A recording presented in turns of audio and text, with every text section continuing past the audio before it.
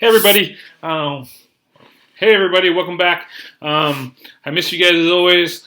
Today we're going to get started on a new chapter. Hopefully I have enough time to finish it in this one video, but we'll see. Without further ado, let's get started. Today we're going to start looking at the cell cycle and how our cells replicate and fix themselves or replace one another. Okay. This is the graphical representation of how we like to look at it. I'm going to zoom in just a little bit here so you don't have to squint so much, okay? Now this is how it is broken out. It's broken up into the first phase of the cell cycle is called interphase, and that phase is broken up into 3 parts. Now, when you're looking at this, and I know it's a crappy drawing, but think of this as the life cycle of an entire cell. Okay, so you're looking at this and you need some help figuring this out. Think of this as 1 year old, and then all of a sudden over here this is like 80 or 100. Okay, so most of the lifespan of a cell, or 90% of it, is spent in this phase right here called interphase. Okay, during interphase is broken up into 3 spots. The first one is called G1, gap 1, and what happens here is the cell starts to grow and expand, and all the organelles inside are doubled or copied. Okay, why? Because this new cell is going to start, well, it's going to split off into a new cell, and that new cell is going to need its own organelles. Then, during S phase, this is where DNA replication happens. This is where the cell takes its 23 pairs of DNA and makes a copy of them, so you end up with 46 pairs. Okay, why? Because the new cell that is going to be made is going to need its own set of DNA as well. Then, coming over here to G2, this is where the cell checks for errors in the new DNA. Okay? Then, over here, I suppose I should write this on here. Prophase to telophase is called mitosis, which is the splitting of the cell. Okay? So we got prophase, metaphase, anaphase, telophase, and cytokinesis. Those are all the phases in order and the way they should be. Now I'm going to go over each and every single one of those phases now. Yeah, here we go. Back up just a little bit. Maybe not. Right there.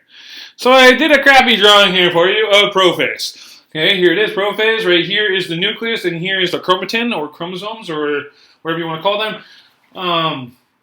So in this phase right here, the nucleus starts to dissolve. Okay, and then you have your centrioles right here start making spindle fibers. Okay, now if you are having trouble understanding what a spindle fiber is, just think of it as basically fishing line. And these are basically your fishing poles sort of thing, and that'll make more sense later as we get further along into this, okay? Now I'm going to go on to our next phase, which we all know is metaphase. So I'm going to come over here, and I'm just going to write it out here. Over here, I'm going to erase this. If you needed this or you need to write it down, that's what the magic of YouTube is for. You can definitely hit the rewind button there. Okay, metaphase. I'm going to do a very quick drawing of this. It's going to be super quick.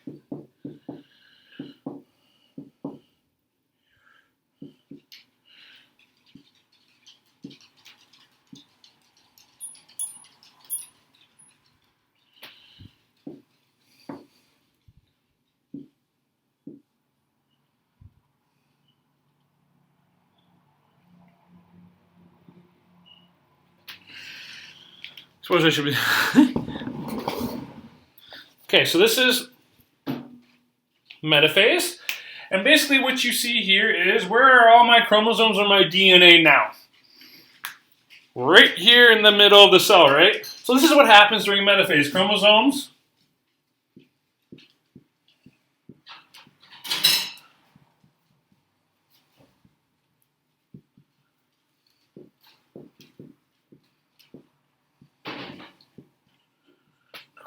or DNA lines up right in the middle of the cell. And as you can see, what do you notice about the centrioles here, or the spindle fibers? They are attaching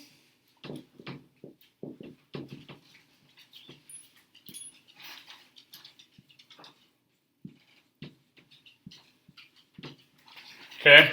So your chromosomes, the spindle fibers, are attaching to our chromosomes here, one by one there. And like I said, think of it as fishing line. And so once the fish or the DNA attaches to the fishing line, what do you think is going to happen next? Okay, maybe I should reel it Okay, so now you have that one. I'm going to erase this one over here, and we're just going to keep going, okay? Easy peasy, nice and quick, huh? Next one is anaphase. Remember what I said? That spindle fibers and centrioles are basically like a fishing rod and fishing pole. So what do you think is going to happen next here in anaphase? What happens when you get a fish on the hook? You reel those suckers in, right?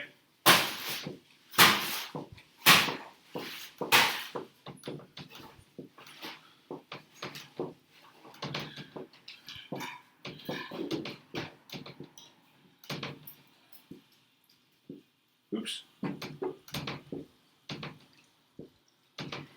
Now I want you guys to keep something in mind here. I only drew 6 of them, but there should be 46 pairs. I'm not going to sit here and draw every single one of them because I just don't want to. Because I think this is good enough to get the gist. Now, as you can see from here, they were in the middle. Then you can see they're not in the middle anymore. They're getting pulled to the opposite sides of the cell. And that's exactly what's happening here. Just like a fishing line, these centrioles are reeling these guys in.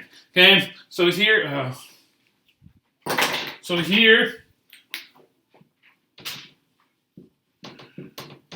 centrioles pull chromosomes or DNA to opposite sides of the cell.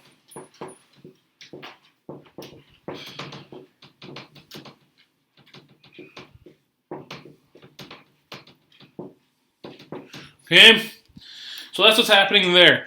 Okay, oh god, I gotta get moving. Okay, so I gotta erase this over here, so that's anaphase, and the next one is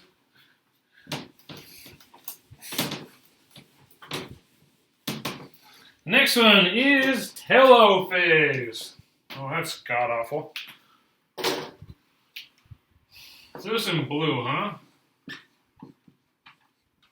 Happy little blue color. Okay, telophase. Now, we go from here to this. Basically, what's going to happen is you get something that starts to look like this. Now, here, I'm just going to draw them like this.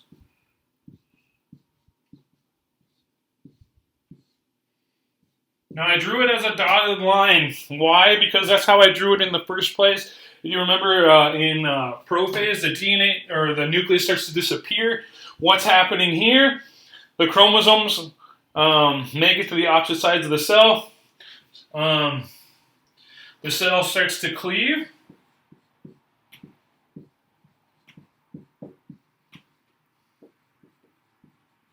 So that pinching in there is the cell starting to cleave. And then here, those dotted lines are basically, again, nuclei forming. Okay, so because this is a new cell, this is going to be a new cell. This cell's going to need its own nucleus. That cell's going to need its own nucleus. Okay, so nuclei. So those of you who don't know, nuclei is plural for nucleus. Nuclei start to form.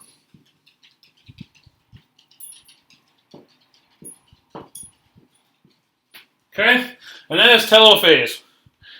Now, there is technically one more step here, if you remember in the cell cycle, is cytokinesis. Now, I am going to draw cytokinesis for you guys because I always saw it as part of mitosis, even though it's not technically, but I'm going to draw it for you anyways, okay?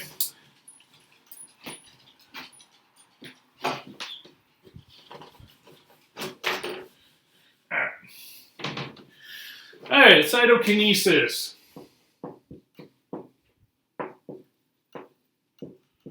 So basically what's going to happen is the cellular membrane here is going to connect and you're going to have 2 brand new daughter cells, each with 23 pairs of chromosomes for 46 total. You're going to have something that looks like this again. Now these daughter cells are exactly identical in DNA and the way they look. They're exactly identical to the mother cell, quote unquote. Okay, they're identical. They're exact copies of one another. If you're going to say what happens during this, cell completely splits. Oh my gosh, I was going to spell cell again.